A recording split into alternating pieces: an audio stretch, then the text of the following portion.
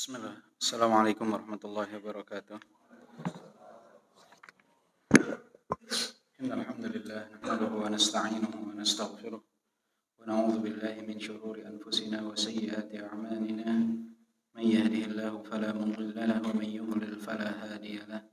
Wa asyhadu an la ilaha illallah rabbi wahdahu la syarika lah wa asyhadu anna Muhammadan 'abduhu wa rasuluh. Ya ayyuhalladzina amanu taqullaha haqqa tuqatih ولا تموتن إلا وأنتم مسلمون يا أيها الناس اتقوا ربكم الذي خلقكم من نفس واحدة وخلق منها زوجها وبث منهما رجالا كثيرا ونساء واتقوا الله الذي تساءلون به والأرحام إن الله كان عليكم رقيبا يا أيها الذين آمنوا اتقوا الله وقولوا قولا سديدا يصلح لكم أعمالكم ويغفر لكم ذنوبكم ومن يطع الله ورسوله فقد فاز فوزا عظيما يعلموا فإن أصدق الحديث كتاب الله وخير الهدي هدي محمد صلى الله عليه وسلم وشر الأمور محدثاتها وكل محدثة بدعة وكل بدعة ضلالة وكل ضلالة في النار أما بعد. Ayuhal ikhwah, mohon maaf sebelumnya tadi ada kendala dengan kunci kendaraan sehingga ada keterlambatan. Semoga antum semua bisa memaafkan. Ayuhal ikhwah, rahimani wa rahimakumullah, insyaallah pada kesempatan hari ini kita akan melanjutkan pembahasan kita dari kitab At-Tuhaf bil Ma'thuri 'anis Salaf, dan sekarang kita masuk ke dalam bab ke-22, Al-lisanu amirul badan. Lisan adalah pemimpin dari anggota tubuh. Lisan adalah pemimpin dari seluruh anggota tubuh. Qala al-Mubarak ibn Fadalah an Yunus ibn Ubaid, la tajidu syai'an min al-birri wahidan yatba'uhu al-birru kulluhu ghayra al-lisan.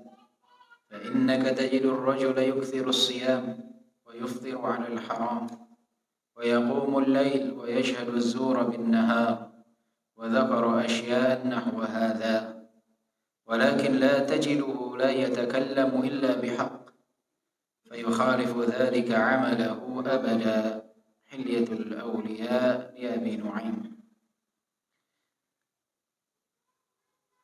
Al-Mubarak ibn Fadalah berkata dari Yunus ibn Ubaid, beliau berkata, la tajidu syai'an minal birri wahidan yatba'uhu al-birru kulluhu ghairal lisan.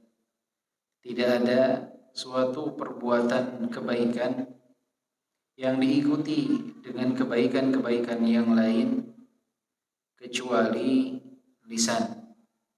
Jadi tidak ada satu kebaikan yang diikuti dengan kebaikan-kebaikan yang lain seperti kebaikan lisan. Kebaikan lisan ini berbeda. Ketika seseorang berbuat satu kebaikan, bisa saja itu menjadi sebab dia melakukan kebaikan yang lain. Tetapi tidak ada yang seistimewa lisan. Fa innaka tajidu rajula yukthiru as-siyam wa yuftiru 'ala al-haram. Engkau bisa saja mendapati orang-orang yang ketika di siang hari dia berpuasa, tapi ketika dia berbuka bisa saja melakukan perkara yang haram. Itu bisa terjadi. Wa yaqumul lail wa yashhadu zura bin nahar. Engkau juga bisa mendapatkan seseorang yang sholat malam di waktu malam dan di siang hari dia mengeluarkan persaksian palsu. Itu bisa didapati. Wa dzakara asya'an nahwa hadza. Dan disebutkan yang semisal dengan ini. Jadi pada satu momen waktu berbuat kebaikan, di momentum yang lainnya dia bisa saja melakukan kemungkaran. Seperti itu. Walakin la tajiduhu la yatakallamu illa bihaq fayukhalifu dzalika 'amalahu abada. Tapi engkau akan sulit untuk menemukan seseorang yang dia tidak berbicara kecuali dengan kebenaran, kemudian perbuatannya menyelisihi ucapannya tersebut. Itu akan sulit kalian dapat. Orang yang jujur, orang yang berkata sesuatu itu sesuai dengan apa yang ada, itu akan jarang sekali dia melakukan perbuatan kemungkaran. Lisan ini sungguh sangat luar biasa, berbeda dengan anggota tubuh yang lain. Jadi perkataan Yunus bin Ubaid kita dapati memang secara mayoritas seperti itu. Orang pagi bisa saja dia salat duha, siangnya dia korupsi di kantor, dia mencuri, bisa didapati. Dia ngaji, kemudian di siang harinya dia melakukan perbuatan kemungkaran. Tapi kalau orang sudah tidak pernah mau berkata kecuali kejujuran, tidak mau mengeluarkan persaksian palsu, lisannya betul-betul dijaga, tidak mau berghibah, tidak mau bernamimah, biasanya efeknya itu sangat luar biasa kepada anggota tubuh yang lain. Dan ini pada hakikatnya berlandaskan kepada hadis Nabi Shallallahu Alaihi Wasallam bahwa seluruh anggota tubuh itu di setiap waktu pagi kafirul lisan, berbicara kepada lisan, ittaqillaha fina fa innama nahnu bik, bertakwalah kepada Allah atas diri kami, sesungguhnya kami anggota tubuh ini sangat bergantung kepadamu. In istaqamta istaqamna, jika engkau istiqamah wahai lisan, kami pun akan istiqamah. Wa in i'wajajta i'wajajna, jika engkau bengkok maka kami pun akan bengkok. Ini setiap pagi tanpa kita sadari seluruh anggota tubuh itu berbicara kepada lisan, sebagaimana sabda Rasulullah Shallallahu Alaihi Wasallam. Karena ketika lisan itu istiqamah, anggota tubuh yang lain akan mengikuti. Tapi ketika lisannya dibengkok, maka anggota tubuh yang lain pun akan bengkok. Orang kalau sudah tidak jujur, dia akan tutupi kebohongannya dengan kebohongan lagi, kebohongan lagi, kebohongan lagi. Anggota tubuhnya pun akan mengikuti kebohongan-kebohongan tersebut untuk menutupi kebohongan-kebohongan sebelumnya. Begitupun dengan perbuatan dosa lisan yang lainnya. Maka lisan ini sangat berpengaruh sekali. Walaupun dia tidak bertulang, tetapi dia sangat berpengaruh sekali kepada ketakwaan seorang hamba. Maka jika kita ingin menjadi hamba yang bertakwa kepada Allah Subhanahu wa taala dengan hakikat takwa yang sebenarnya, perbaikilah lisan kita. Jaga lisan kita dari riba, namimah, perkataan dusta, persaksian palsu. Kalau itu kita jaga, insya Allah efeknya sangat luar biasa kepada anggota tubuh yang lain, kepada ketaatan demi ketaatan insya Allah dapat kita lakukan. Maka di sini Syekh Abdul Razak mengatakan, ay anna man waffaqallahu azza wa jalla fasana lisanahu kanat hadhihi siyanat lisan sababan li siyanatil jawarih kulliha.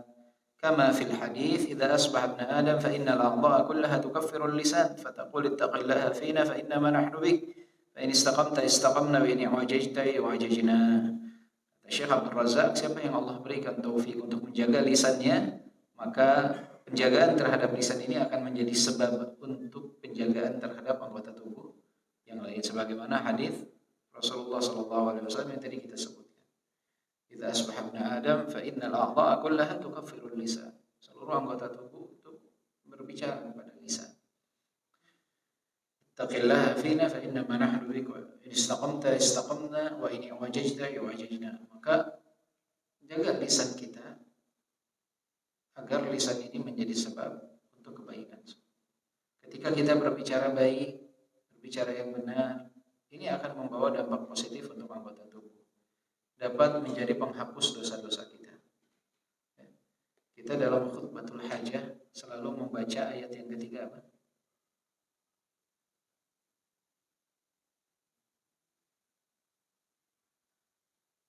Ketika khutbatul hajah tadi muqaddimah, ya ayyuhalladzina amanu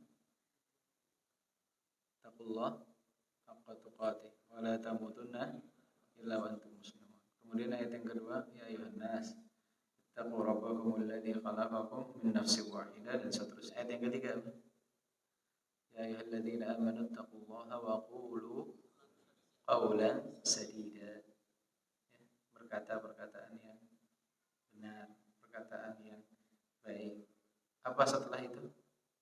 Yuslih lakum a'malakum wa yaghfir lakum dzunubakum.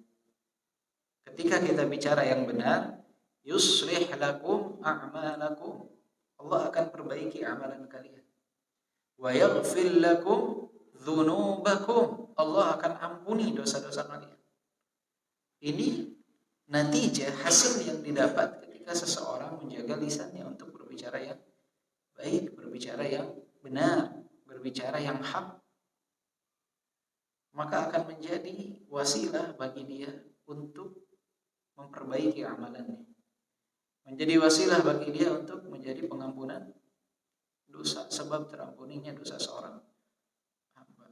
Makanya kalau orang ingat dan selalu mengingat, merenungi ayat ini, ketika dia berbuat kesalahan, itu tidak menjadikannya patah semangat untuk menyuarakan kebenaran. Dia bertaubat kepada Allah Subhanahu wa taala. Kemudian salah satu cara agar dia mendapatkan pengampunan dari Allah adalah dengan menyuarakan hak. Maka ketika kita ayyuhal ikhwah tergelincir dalam satu kesalahan, jangan jadi malah mengatakan, wah, ana ini tidak layak untuk menyuarakan kebenaran. Ana men-share-share, mempost-post sesuatu, ini nasihat-nasihat kayaknya nggak ada manfaatnya. Ana saja misalkan belum mengerjakannya, atau ana juga tidak sebaik itu misalkan. Nah, tugas kita bertobat kepada Allah Subhanahu wa taala. Kemudian bagaimana cara kita mendapatkan ampunan dari Allah Subhanahu wa taala adalah dengan mengatakan perkataan yang benar, perkataan yang hak. Faman asdaqu minallahi qila. Perkataan yang benar. Kita share hal-hal yang bermanfaat. Kutipan-kutipan para ulama, tulisan-tulisan para ulama itu bisa memperbaiki amalan kita dan bisa menjadi penghapus dosa. Maka setiap kita mendengarkan khutbatul hajah, diulang-ulang, banyak ilmu yang bermanfaat sebetulnya. Di setiap khutbah kita dengarkan, di setiap kajian kita dengarkan. Maka seorang talibul ilm, seorang penuntut ilmu sudah seharusnya memahami makna dari khutbatul hajah tersebut. Sehingga ketika khatib ataupun muhadir yang menyampaikan ceramah mengatakan innal hamdalillah nahmaduhu wa nasta'inuhu wa nastaghfiruh. Sesungguhnya segala pujian adalah milik Allah. Nahmaduhu wa nasta'inuhu wa nastaghfiruh. Maka kami memuji Allah Subhanahu wa taala, meminta pertolongan kepada Allah Subhanahu wa taala, meminta ampunan kepada Allah Subhanahu wa ta'ala. Semua kata per kata seorang talibul ilm harus berusaha untuk memahaminya. Karena nasihat ini akan selalu dia dengar. Jika dia tidak memahaminya, maka di setiap kajian, di setiap khutbah 2 menit akan kurang maksimal manfaat yang dia dapatkan. Tapi jika dia memahami makna dari khutbatul hajah, setiap 2 menit dari khutbah Jumat yang dia dengarkan, dari majelis kajian yang dia dengarkan, itu akan menjadi manfaat yang luar biasa untuk dirinya karena mengandung ilmu yang sangat luar biasa. Jadi bagi antum yang belum memahami makna khutbatul hajah, nanti bisa dicari lewat situs-situs yang terpercaya maknanya apa, coba untuk difahami. Sehingga kedepannya ketika khatib berkhutbah, ketika ada penceramah yang menyampaikan ayat-ayat khutbatul hajah di awal ceramah mereka, kita memahami apa yang dimaksud dari ucapan mereka. Karena tadi 2 menit kurang lebih khutbatul hajah itu. Bayangkan khutbah Jumat itu kadang kan 10 menit, 12 menit, 15 menit. Jadi mungkin mengambil 1/6-nya dari waktu khutbah. Itu padahal manfaatnya luar biasa ya. Jadi coba untuk difahami. Kemudian bab berikutnya, raja'ul maghfirati lil hujjaj. Harapan ampunan bagi jamaah haji. Qala Abdullah ibn al-Mubarak, ji'tu ila Sufyan ats-Tsauri 'ashiyata 'Arafah wa huwa jathin 'ala rukbatayhi wa 'aynahu tahmilani fabakayt. فالتفت إلي فقال ما شأنك فقلت من أسوأ هذا الجمع حالا Qala alladhi yadhunnu anna Allah 'azza wa jalla yaghfir lahu. Rawahu Ibnu Abi Dunya fi husnul dhanni billah. Allahumma ya Rabbana antal ghafurur rahim wa la nadhunnu bika illa khaira faghfir li hujjaji baitikal haram wa tajawaz anhum ya Rabbana maqtarafuhu minadh dhunubi wal atham wa radduhum ila awtanihim ka yawmi waladatuhum ummahatuhum wa qad fazu bis sufhi wal ghufran. Dari Abdullah bin Mubarak, beliau mengatakan bahwa aku di malam Arafah mendatangi Sufyan ats-Tsauri dan dia sedang duduk dan berlinang air mata. Kemudian Sufyan ats-Tsauri menoleh kepada Abdullah bin Mubarak. Kemudian bertanya, "Ma sya'nuk?" Ada apa dengan engkau, wahai Abdullah bin Mubarak? Maka Abdullah bin Mubarak pun bertanya kepada Sufyan ats-Tsauri, siapa orang terburuk yang ada dalam tempat ini di padang Arafah di saat pelaksanaan ibadah haji? Jadi jemaah haji itu di tanggal 9 Dzulhijjah berangkat menuju Arafah. Wukuf di Arafah yang bagian daripada rukun haji. Maka Abdullah bin Mubarak bertanya kepada Sufyan, siapa orang terburuk yang ada di tempat ini di padang Arafah di saat pelaksanaan ibadah haji? Maka Sufyan ats-Tsauri menjawab, alladzi yadhunnu anna Allah la yaghfiru lahu. Siapa yang menyangka bahwa Allah Subhanahu wa taala tidak akan mengampuni mereka, itu adalah orang terburuk. Orang terburuk bukan yang berbuat kesalahan, tapi yang menganggap Allah tidak akan mengampuni kesalahannya. Orang terburuk yang ada di padang Arafah adalah siapa yang menganggap dan menyangka Allah Subhanahu wa taala tidak akan mengampuni dosanya. Itulah orang terburuk, kata Sufyan ats-Tsauri. Karena ana 'inda dhanni 'abdi bi falyadhunnu bima syaa, kata Allah. Aku tergantung terhadap prasangka hambaku kepadaku. Maka silahkan mereka berprasangka sesuka mereka. Jika kita berprasangka baik kepada Allah, akan mendapatkan hasil yang baik. Jika kita berprasangka buruk, akan mendapatkan hal yang buruk. Maka berprasangkalah baik kepada Allah Subhanahu wa taala. Karena husnudzan itu sendiri kepada Allah Subhanahu wa taala bernilai pahala yang besar. Jika kita merasa dosa kita banyak, maka jangan putus asa di saat kita bertobat, karena ketahuilah ampunan Allah jauh lebih banyak, jauh lebih luas. Dan jangan pernah meremehkan sesuatu yang kecil. Antum tahu air laut? Banyak jumlahnya air laut. Ada berapa liter air laut? Banyak? Sebanyak-banyaknya air laut itu tidak akan bisa memadamkan api neraka. Tidak bisa. Sebanyak apapun, tidak bisa untuk memadamkan api neraka. Tapi tetesan air mata antum, walau 1 tetes, 2 tetes, karena takut akan azab Allah Subhanahu wa taala, itu dapat melindungi antum dari siksa api neraka. 1-2 tetes dari air mata itu bisa melindungi dari api neraka. Tapi sebanyak apapun air laut itu nggak bisa memadamkan api. Jadi Allah Subhanahu wa taala itu Al-Ghaffar, Zat yang Maha Pengampun. Al-Ghafur, At-Tawwab. Jangan pernah seseorang berputus asa atas rahmat Allah Subhanahu wa taala di saat dia bertaubat kepada Allah Subhanahu wa taala. Tapi hal tersebut harus dia ingat di saat dia bertaubat. Ketika dia dalam keadaan bermaksiat, yang harus lebih dia ingat adalah tentang pedihnya azab Allah Subhanahu wa taala. Kalau kita dibalik biasanya, di saat bermaksiat ingat ampunan Allah, di saat bertobat ingatnya ada Allah. Akhirnya orang yang bermaksiat terus-terusan dalam kemaksiatan, orang yang bertobat putus asa dengan taubat. Akhirnya dia enggan untuk melanjutkan tren positif dia, karena merasa Allah tidak akan mengampuni dia. Nah, ini adalah penempatan yang keliru. Harusnya di saat orang sedang bermaksiat, dia ingat tentang adab Allah.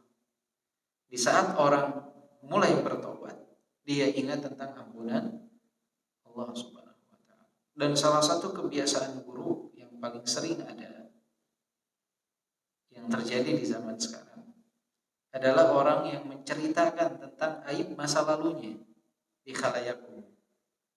Ini PR besar dan banyak orang-orang yang menisbatkan kepada dakwah membongkar aib saudaranya di saat dia sudah bertaubat kepada Allah Subhanahu wa taala. Ada yang dalam bentuk ceramah, kajian, penceramahnya di sampingnya adalah orang yang baru bertaubat, entah artis kah atau siapa, suruh cerita dulu masa lalunya seperti apa. Dengan tujuan dalam tanda kutip agar orang mengambil ibrah. Ini adalah pembongkaran aib masa lalu yang harusnya ditutupi. Allah tutupi aibnya di saat dia bermaksiat. Kenapa ketika dia bertobat, Ustadz malah membongkar aib? Ada kisah yang dinisbatkan kepada Bani Israel di zaman Nabi Musa. Walaupun ada silang pendapat tentang kesahihan kisah ini. Ketika Nabi Musa dan Bani Israel menghadapi pacaklik yang besar. Saat itu Nabi Musa meminta kepada Allah agar diturunkan air hujan.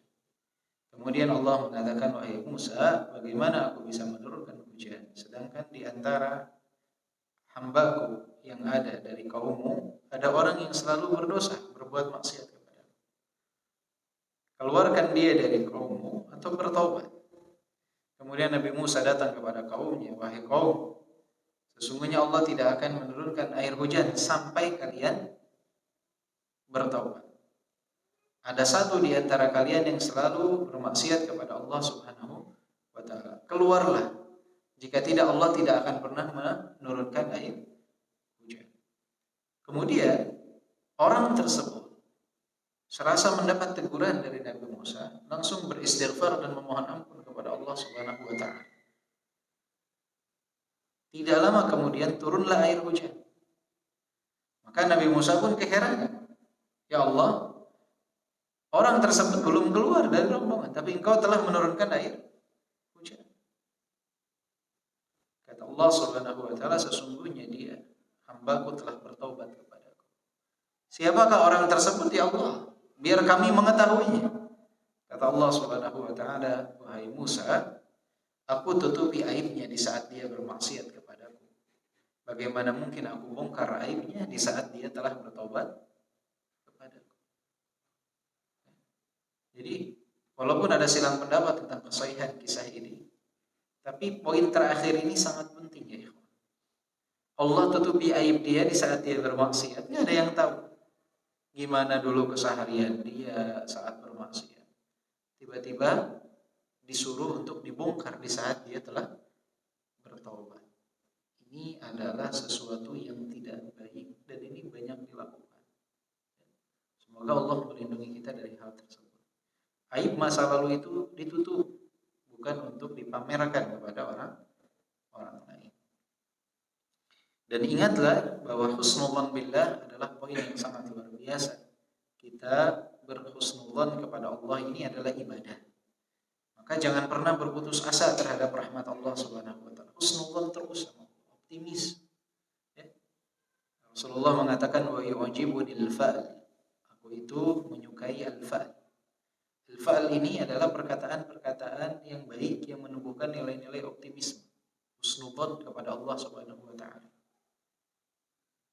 Al-fa'al itu penting dimiliki oleh seorang muslim.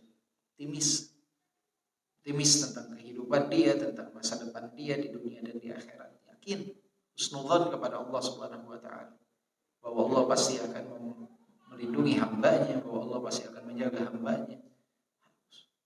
Kalau seorang muslim itu pesimis, itu bukan sifatnya seorang muslim. La tayasu min rauhillah, fala tayasu min rauhillah. Ada yang ingat ayatnya? Perkataan Nabi Yaqub kepada putra-putranya, "Fala tayasu min rauhillah, innahu la yayasu min rauhillah illa al-qaumul kafirun." nggak salah seperti itu ayatnya. Ya. Intinya kata Nabi Yaqub, la yai'asu min rauhillah illa al-qaumul kafir. Tidak ada yang berputus asa atas rahmat Allah kecuali orang-orang kafir. Jadi ini bekal yang diberikan oleh Nabi Yaqub kepada putra-putranya ketika mencari keberadaan Nabi Yusuf. Bekal yang diberikan bukan uang, bukan makanan.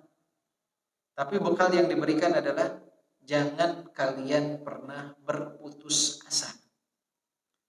Bekal. Karena orang kalau sudah putus asa, dia akan mengubur apa yang menjadi nilai positif yang ada pada diri. Kemampuannya akan terkubur dengan pesimisme. Maka diingatkan oleh Nabi Yaqub, jangan berputus asa dari rahmat Allah. Itu bekal yang diberikan saat menjelang pencarian dari Nabi Yusuf. Nah, ini pun yang harus jadi bekal kita dalam hidup. Itu pun yang harus ditanamkan kepada anak-anak kita. Jangan berputus asa atas rahmat Allah Subhanahu wa ta'ala. Oh, dan tadi juga ada yang terlupa tentang lisan, bahwa kejujuran dalam berbicara ini harus kita tekankan kepada anak-anak kita. Kadang ada orang tua yang ketika anaknya berbuat salah, dia lebih senang anaknya berbohong daripada mengakui kesalahan. Mungkin kita bisa melatih anak kita itu tidak menghukum dia di saat dia berkata jujur, agar dia mau untuk berkata jujur. Karena kadang-kala anak itu ketika melakukan kesalahan, saking takutnya dia, kemudian dia berdusta. Saking takutnya kepada kita, maka kita harus dapat berbicara dengan dia, meyakinkan dia tidak usah takut untuk berkata jujur. Misalkan dia main di dapur, kemudian piring pecah. Ketika kita bertanya, kenapa piring pecah?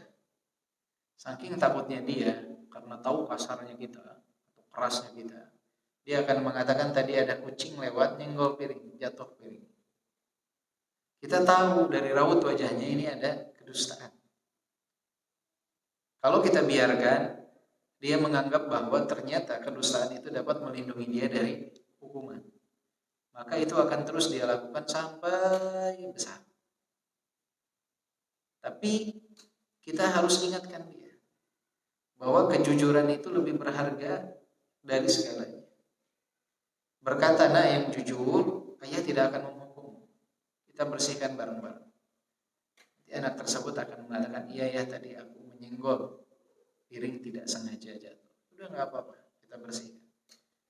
Ayah lebih senang kamu jujur daripada kamu berdusta. Orang salah wajar, tapi orang itu harus jujur. Tidak boleh berdusta. Sehingga di kemudian hari dia akan terus berusaha untuk berkata jujur, tidak menyembunyikan satupun. Ini memang harus terus dilatih. Kadang anak ketakutan akhirnya berdusta. Dan orang tua jangan membiarkan hal tersebut. Karena kalau dibiarkan akan terus menerus dan akan menjadi tabiat. Kan sekarang banyak orang punya tabiat kayak begitu Bapak Ibu. Coba kalau orang ada yang berhutang Bapak Ibu nagih, itu pintar sekali biasanya berdusta. Karena dia menganggap akan terlindungi dari hukuman ketika dia berdusta. Antum belum bayar hutang, afwan ibu ana sakit. Ditagih lagi, afwan istri ana sakit. Afwan anak ana sakit. Padahal semuanya sehat walafiat. Tidak ada yang sakit. Ini kenapa bisa seperti ini? Bisa jadi karena kebiasaan dari kecil, bahwa seseorang itu dianggap akan selamat ketika dia berdusta. Maka ini harus kita hindari. Kemudian bab berikutnya, al-khawfu min salbit tauhid. Rasa takut ketika Allah Subhanahu wa taala mencabut nikmat tauhid atas diri kita. An Mujib ibn Musa al-Asbahani qala kuntu adila Sufyan al-Thawri ila Makkah fakana yukthiru al-buka faqultu lahu ya Aba Abdillah bukauka hadha khawfan min adh-dhunub. Dari Mujib ibn Musa al-Asbahani, beliau berkata, suatu hari aku sedang dalam perjalanan bersama Sufyan al-Thawri menuju kota Makkah. Fakana yukthirul buka. Dan aku dapati Sufyan ats-Tsauri terus-menerus menangis di dalam perjalanan menuju kota Makkah. Faqultulah, maka aku pun berkata kepada Sufyan ats-Tsauri, "Ya Aba Abdillah, bukauka hadza khaufan min adz-dzunub?" Wahai Abu Abdillah, apakah tangismu ini karena takutmu terhadap dosa-dosamu? Apakah tangismu ini karena takutmu terhadap dosa-dosamu? Qala fa akhadha 'udan minal mahmal farama bihi. Kemudian Sufyan ats-Tsauri mendengar pertanyaan tersebut, mengambil tongkat dari tunggangannya, kemudian dia lemparkan tongkat tersebut. Wa qala, kemudian berkata, la dzunubi ahwanu 'alayya min hadza. Sesungguhnya dosa-dosaku bagiku itu lebih ringan daripada tongkat tersebut. Lebih tidak berarti daripada tongkat tersebut. Aku tidak terlalu mempedulikan tentang dosa. Itu nomor kesekian. Walakinni akhafu an usdabat tauhid. Tapi aku itu menangis, dan yang aku pikirkan yang paling utama adalah aku khawatir Allah mencabut nikmat tauhid atas diriku. Mencabut nikmat tauhid. Jadi urusan dosa nomor kedua, nomor ketiga. Tapi yang pertama yang ditakuti, yang ditangisi oleh Sufyan ats-Tsauri sepanjang perjalanan beliau, khawatir Allah mencabut nikmat. Ini yang dilakukan oleh Sufyan ats-Tsauri, yang siang dan malam beribadah kepada Allah, siang dan malam berdakwah kepada Allah, tetapi beliau khawatir Allah Subhanahu wa taala mencabut nikmat. Sedangkan kita ya ibadah Allah sering selalu merasa aman atas nikmat tauhid. Jarang sekali meminta kepada Allah agar ditetapkan dalam iman dan Islam. Bahkan jarang mempelajari tentang tauhid. Seakan-akan tauhid bukanlah ilmu yang perlu untuk dipelajari. Padahal ini adalah kunci utama kita. Ketika kita terbebas dari kesyirikan, ketika Allah tetapkan tauhid atas diri kita.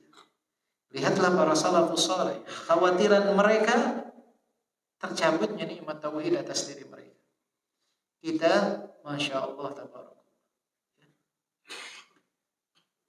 tidak pernah melakukan apa yang dilakukan oleh Sufyan. Ini pelajaran berharga untuk kita ya ikhwah dari Sahih, bahwa tauhid adalah sesuatu yang paling utama.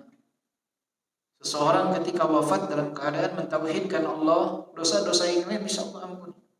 Tapi ketika seseorang wafat dalam keadaan dia berbuat kesyirikan, belum bertaubat kepada Allah Subhanahu wa taala, apa yang dia harapkan? Sulit. Maka di sini Syekh mengatakan at-tauhidu aghla syai'in wa anfasuhu fi hadhihi dunya. Sesuatu yang termahal dan paling berharga di dunia ini, kata Syekh Abdul Razak, adalah tauhid. Wala in kana arbabu kunuzid dunya yakhafuna 'alayha ad-diya' was-salb fa inna khawfa ahli tauhid ala tauhidihim a'zamu min dhalika wa ashadd. Jika saja para pemilik harta mereka takut hilangnya harta mereka, terampasnya harta mereka, maka sesungguhnya rasa takut ahlu tauhid atas tauhid mereka itu lebih agung dan lebih takut mereka kehilangan tauhid daripada pemilik harta kehilangan hartanya. Wala in kana khawfu arbabid dunya ya'dhamu 'indama yakthiru as-salbi wan nahm. Jika para pemilik harta dunia rasa takutnya akan kehilangan harta itu semakin besar ketika muncul chaos yang artinya banyak penjarahan, banyak perampokan, dia semakin takut. Kemarin di komplek ini ada kerampokan sekian rumah, semakin takut tuh para pemilik harta atas hartanya di saat adanya perampokan dan pencurian. Fa inna khawfa ahli tauhid yazdadu 'indama takthuru al-fitan was-sawarif was-sawadih wa ma aktharuha fi hadha az-zaman fallahu sallim sallim. Sedangkan rasa takut ahli tauhid akan semakin besar ketika semakin merebaknya fitnah, semakin merebaknya pemaling-pemaling manusia dari tauhid dan penghalang-penghalang mereka dari menegakkan tauhid. Wa ma aktsaruha fi hadzal zaman, dan begitu banyak terjadi di zaman ini. Fallahumma sallim sallim. Ya Allah selamatkanlah, selamatkanlah. Jadi, rasa takut ahlu tauhid ketika semakin menyebarnya fitnah, semakin banyaknya kesyirikan, semakin banyaknya penyimpangan, itu semakin besar mereka rasa takut akan hilangnya tauhid. Bukan malah merasa semakin aman. Sebagaimana para pemilik harta ketika ada perampokan, penindasan, ada penjarahan, takut dia hartanya diambil. Kan semakin besar rasa takut. Maka ahlu tauhid rasa takutnya harus semakin besar di momentum-momentum seperti sekarang. Orang yang dengan gampangnya menyebarkan kesyirikan, di saat orang dengan mudahnya menyebarkan pemahaman yang menyimpang, pemahaman yang menafikan tauhid, keyakinan yang luar biasa, ucapan-ucapan kekufuran, tindakan-tindakan kekufuran. Ini semakin orang menyebarkan dengan begitu mudah. Akan ajakan untuk menyamaratakan semua agama ini menyebar di mana-mana. Nah, ahlu tauhid harusnya semakin takut. Bukan hanya takut umat ini banyak yang menyimpang dari tauhid, tapi takut juga atas dirinya, tercabut tauhid atas diri. Kita berdoa kepada Allah Subhanahu wa taala. Semoga Allah Subhanahu wa taala tidak mencabut nikmat tauhid atas diri kita. Karena nikmat ini luar biasa. Nikmat yang akan menyelamatkan kita di akhirat kelak. Jika tidak ada nikmat tauhid pada diri kita di saat ajal menjemput kita dalam keadaan berbuat kesyirikan, tidak ada keselamatan yang dapat menyelamatkan kita karena Allah sudah enggan untuk mengampuni orang yang wafat dalam keadaan berbuat kesyirikan. Allah tidak akan mengampuni mereka.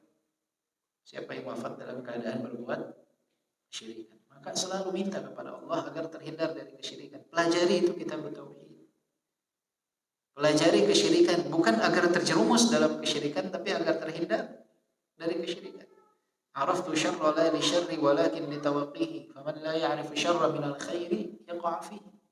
Aku tahu keburukan itu bukan untuk melakukan keburukan tersebut, tetapi agar terhindar dari keburukan itu. Siapa yang tidak tahu mana yang baik dari yang buruk, maka dia akan mudah terjerumus kepada keburukan. Ini rasa takut tercabutnya nikmat tauhid akan menyebabkan nilai positif yang begitu banyak. Di antaranya adalah semakin semangatnya kita untuk berdoa meminta kepada Allah agar ditetapkan tauhid. Kemudian juga akan menambah semangat kita untuk mempelajari kitab tauhid. Kitab tauhid ini banyak. Kitab tauhid banyak. Banyak para ulama yang menulis tentang kitab tauhid. Pelajari hal tersebut. Dan menambah rasa takut kita untuk terjerumus kepada kesyirikan.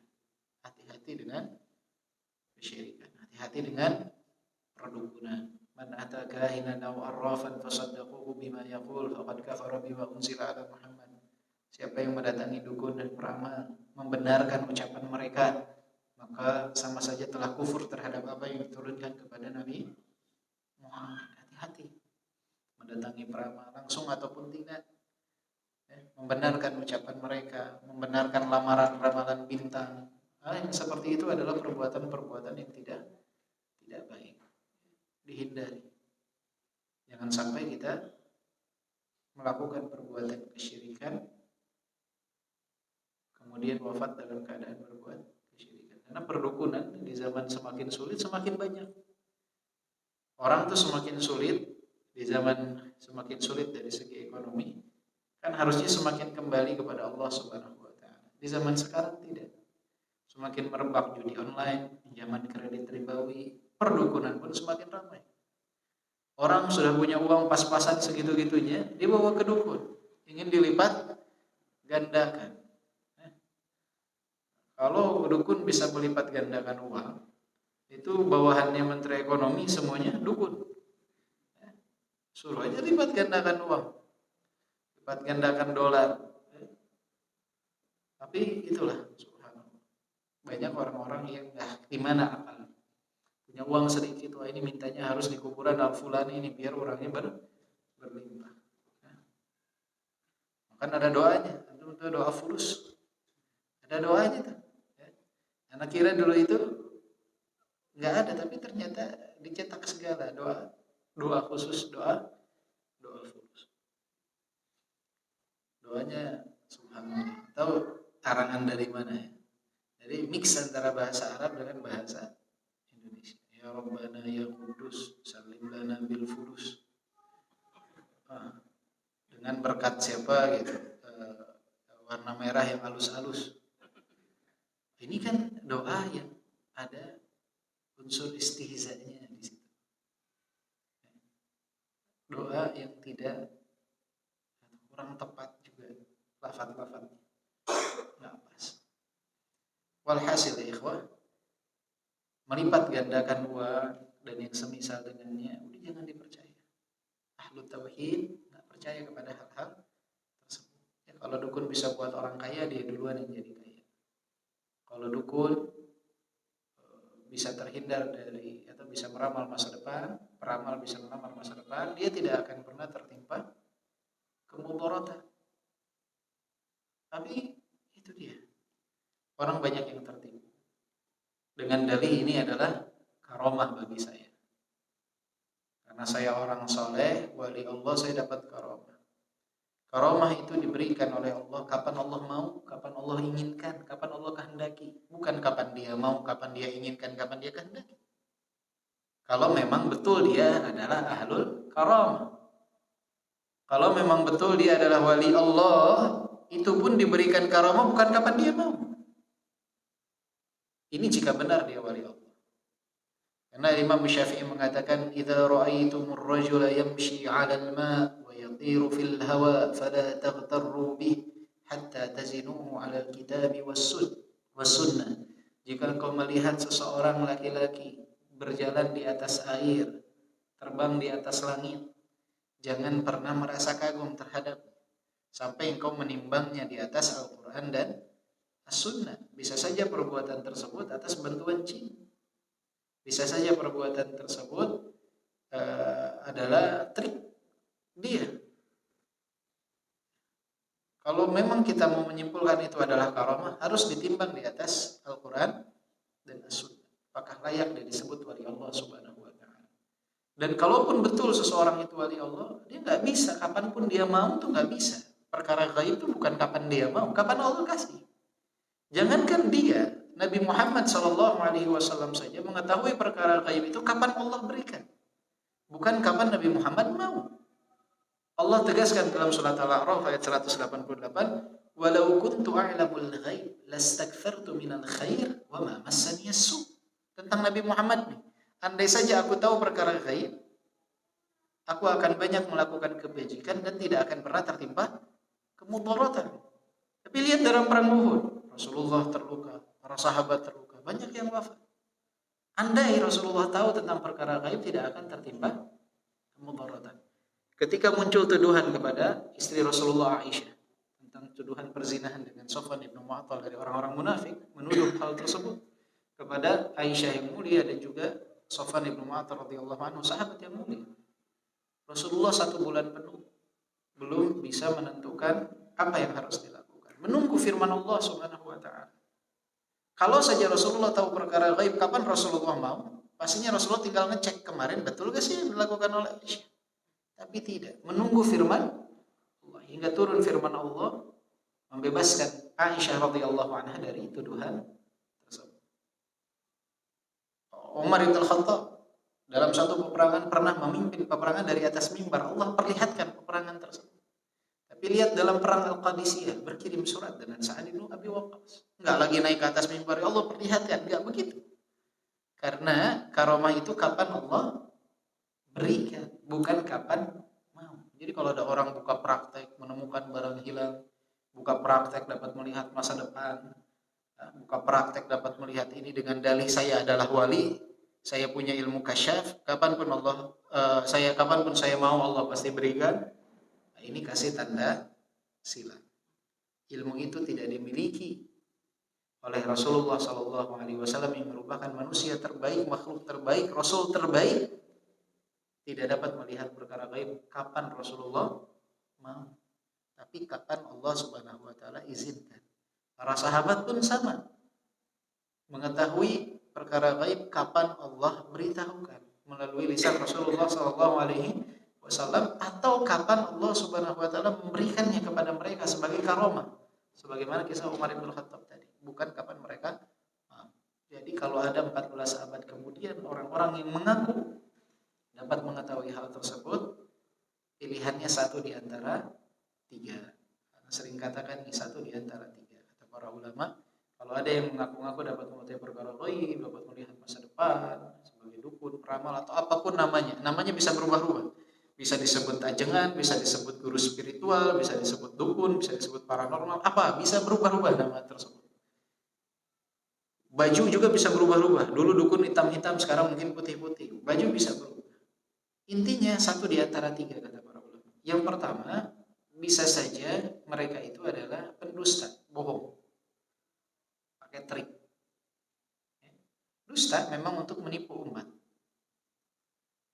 Yang kedua, bisa saja dia bekerja sama dengan syaitan dari golongan jin yang membantu dia sebagai khadim untuk dia. Dia memberikan persembahan, kemudian dedekot-dedekotnya syaitan dari golongan jin mengirim pasukannya untuk membantu dia sebagai khadim bagi dia, membantu dia. Ini kemungkinan kedua. Kemungkinan yang ketiga, mereka adalah orang-orang sakit yang memiliki gangguan jiwa. Jadi stres, ingin dianggap, akhirnya melakukan kedustaan seperti itu. Nah mereka ini harusnya yang berobat, diobati, bukan membuka tempat pengobatan. Mereka yang harusnya diobati, bukan membuka tempat pengobatan bagi kaum muslimin. Ya.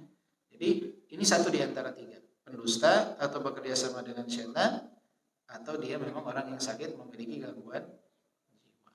Ya. Itu satu di antara tiga. Wallahu a'lam bishawab. Semoga apa yang disampaikan pada kesempatan hari ini bermanfaat untuk kita semua. Jadi ada 3 bab yang kita bahas pada hari ini tentang bahwa lisan adalah pemimpin bagi anggota tubuh. Maka tugas kita memperbaiki lisan kita agar Allah memperbaiki kehidupan kita. Ya. Yuslih lakum a'malakum wa yaghfir lakum dzunubakum. Kemudian jangan pernah bersuudzon kepada Allah, husnudzon. Terutama berhusnudzon bahwa Allah akan mengampuni hamba-hambanya yang bertaubat kepada Allah Subhanahu wa taala, dan tanamkan dalam diri kita selalu rasa takut. Allah cabut nikmat tauhid sehingga menyebabkan kita terus menjaga sianah terhadap tauhid, menghindari sebab-sebab yang dapat menjauhkan kita dari tauhid, menghindari hal-hal yang dapat merusak tauhid kita. Nah, biasanya orang banyak yang mulai rapuh dalam tauhid mereka, biasanya karena ingin mendapatkan pengakuan dari manusia. Bentar lagi nih musim pemilu, 2 tahunan lagi, antum bakal lihat orang itu akan mengeluarkan komentar-komentar, ucapan-ucapan yang mungkin secara hukum itu dapat menafikan tauhid dia, dapat menjerumuskan dia dalam kekufuran. Itu akan banyak sekali didapati hanya untuk mendapatkan suara dari orang-orang yang di luar agama Islam. Itu bisa menempuh segala macam cara. Hati-hati. Kadang dunia itu yang menyebabkan seseorang tanpa sadar menjauh dari yang namanya tauhid. Hanya demi kepentingan dunia. Ada yang demi kepentingan jabatan, ada yang pekerjaan. Wah, karena bos saya begini, saya harus begini. Hanya karena harta dunia, itu bisa saja orang melakukan hal tersebut. Maka ingat, yang paling berharga kata Syekh di dunia ini bukan pangkat, jabatan, harta, tapi tauhid. Kasih garis merah dari yang namanya kesyirikan, kekufuran. Tauhid adalah nomor 1. Tauhid adalah yang paling utama. Karena banyak orang ini kerjaan, gimana lagi harus menghadiri acara kesyirikan di sana. Seakan-akan tauhid ini bisa dinegosiasikan. Padahal ini adalah sesuatu yang paling berharga di dunia. Dan ini harus kita tanamkan kepada keluarga kita juga. Tauhid, dan tauhid. Subhanakallahumma bihamdika asyhadu an la ilaha illa anta astaghfiruka wa atubu ilaik. Walhamdulillahirabbil alamin. Assalamualaikum warahmatullahi wabarakatuh. Untuk pekan depan insyaallah normal lagi jadwalnya.